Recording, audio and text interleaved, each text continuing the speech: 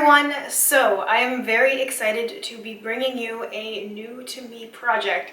This was recommended to me by so many people and I've heard about it for the last, I think, year or so, but a lot of people have been asking for me to do this and it was kind of overwhelming in my Should I Pan the Modern Renaissance palette video when a lot of people were like, you should do something like the pan those eyeshadows or just do that entirely. So from my understanding of the concept and from what I've seen other people do, it's putting the list of all of their eyeshadows like in palettes and everything in some sort of spreadsheet or a notebook or whatever, and then using a random number generator and picking a random shadow.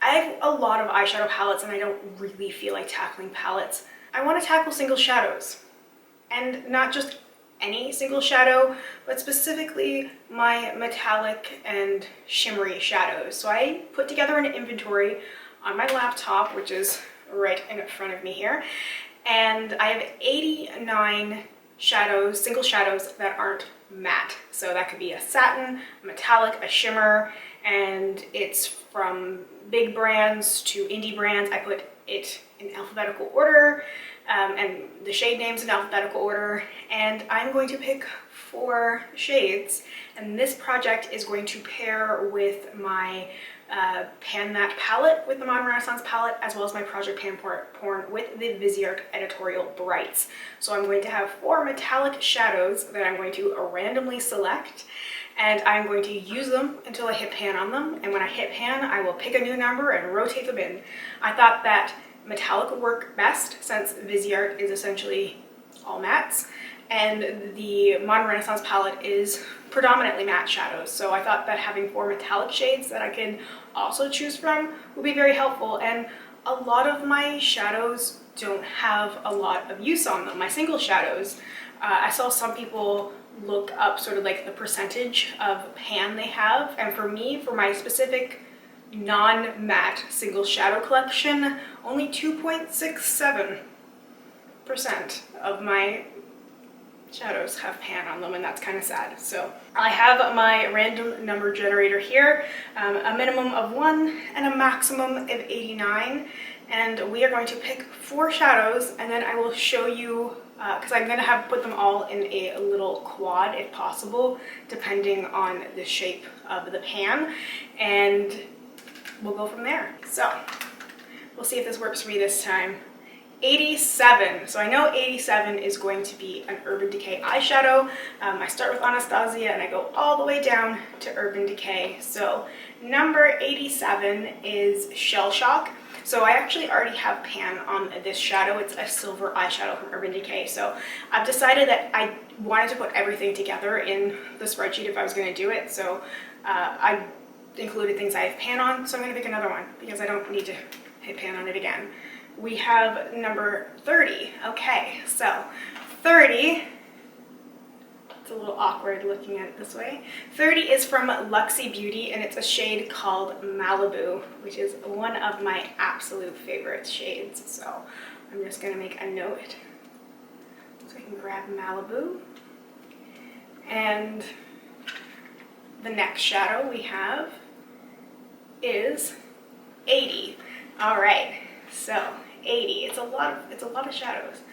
80 is from Sydney Grace, and it's the shade Megalodon, which I believe, if I'm remembering correctly, is a really blue shadow. 2 more to go. It's gonna be fun to show you this. 80 again. Let's try it again. 71. 71 is also from Sydney Grace, and it is the shadow called Fin. And the last shadow, so I'm hoping it's going to be another circle pants because I have a really neat little palette. Not 71 again. 32. And 32 is another Looxi Beauty shadow, and it is Purple Haze. So I'm going to get Malibu, Megalodon, Fin, and Purple Haze.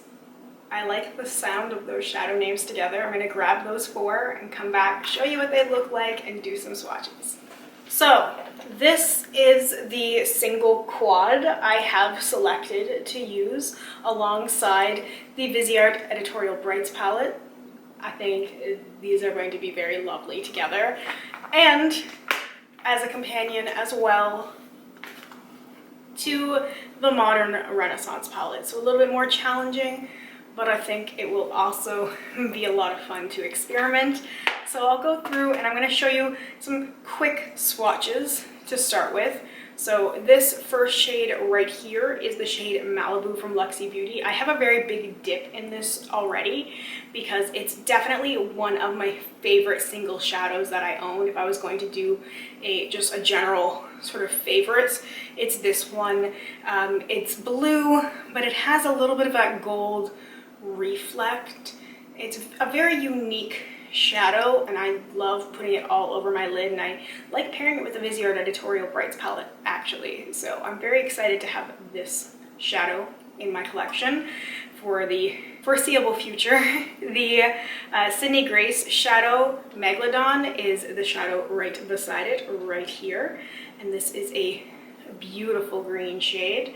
I got quite a complimentary assortment of shadows, if I do say so. Now this isn't really touched. I haven't used this very much, so there's a lot of product in here, so it's probably going to take a long time to hit pan on something like that as opposed to something like Malibu, but even just together, it's giving me, I'm getting a lot of inspiration from this. The next shadow is Finn, also from Sydney Grace. I find it's funny that I happen to get two Sydney Grace and two Looxi Beauty shadows, but Finn is really a blue gray, you know, like a slight sort of shimmery finish, but it's not metallic, more like a satin. But see, this is a beautiful like aquatic sort of color story that I think, you know, just imagine some of the blues from the Viseart. I did get the yellow shade. Spoiler, you haven't seen my intro for my Project PanPorn, so I do like the way that blue and green and yellow pair together, so I'm getting a lot of ideas for that as well. And then Purple Haze, which is obviously a purple shadow, and this one has a little bit more usage on it. I do find that the Sydney Grace pans tend to be pretty full in general. Like the other little pans tend to just kind of be right at the pan line, and I find that Sydney Grace shadows kind of top that a little bit. So Purple Haze, very shimmery, soft, little lilac-y kind of purple. I think that this is such a great sort of like almost Eastery color story, like a little too late, but I think it's also very springy. It's really inspired, like unintentionally kind of matches my eyeshadow because it's the same eyeshadow I did for my Viseart one, but kind of close. I'm very excited. I'm very excited. I think this was a really good first round for this project. So what I'm planning on doing is doing updates when I've hit pan on something.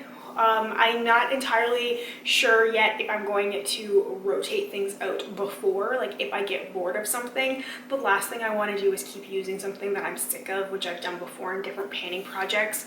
I don't want to do that with this project. I'm not sure what other people do with this project. I just kind of want to take it and twist it a little bit. I've done a lot of roulette random style projects. If you've watched my channel for a while, I've done various sort of projects like this for many, many years. So I think this kind of fits in very well. And I think it's a really fun sort of concept. And I think it'll be really kind of challenging as well, just to try and use as many things. But I'm glad I went with the metallics because that way I have such simple things to pair with other shadows. Like I can just do like Purple Haze all over my lid with like Buon Fresco in the crease or something, just keep it very simple. But then I could go more elaborate with like the Megalodon shadow and some of the colorful shadows from the Viseart Editorial Brights palette and just sort of mix things together. I'm going to see what I can do with Malibu and the yellow Viseart shade and maybe Primavera from Anastasia and kind of like play around with things. And that's what I wanted to do. That's just the reason why I did this, was because I wanted to have some inspiration and motivation to try some different things out and just play around with some things that I obviously haven't been using very much of.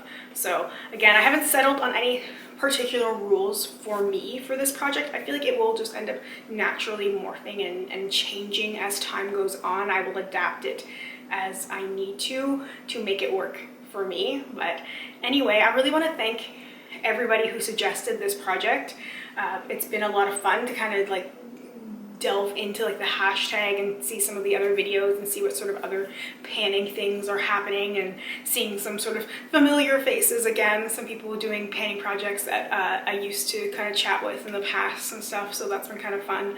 And it's been, yeah, interesting to kind of catch up again with some of the more intense panners and the panning community, which I've kind of been away from for like the last year or two. So it's gonna be interesting to see what I can do to hit pan, but I feel like I'm up to the challenge. I've done it before. I feel like I can do it again, and I'm actually just very excited. I want to stress that I am very excited, and that I really am looking forward to doing this, and I just want to have some fun with some makeup. So maybe if you are feeling inspired, you'll join me. Pick some random shadows, whatever you feel like playing with, and maybe we can see if we can hit pan together.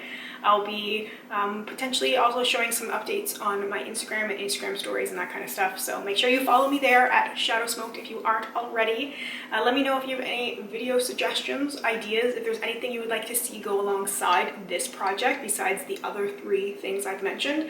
If there are any sort of videos you would like to see me doing using any particular shadows, or if you just want to see looks with these shadows, get ready with me, whatever it may be, please let me know. Thank you so much for watching. I hope you have a wonderful day or night wherever you are, and I hope we get a chance to chat soon. Bye for now.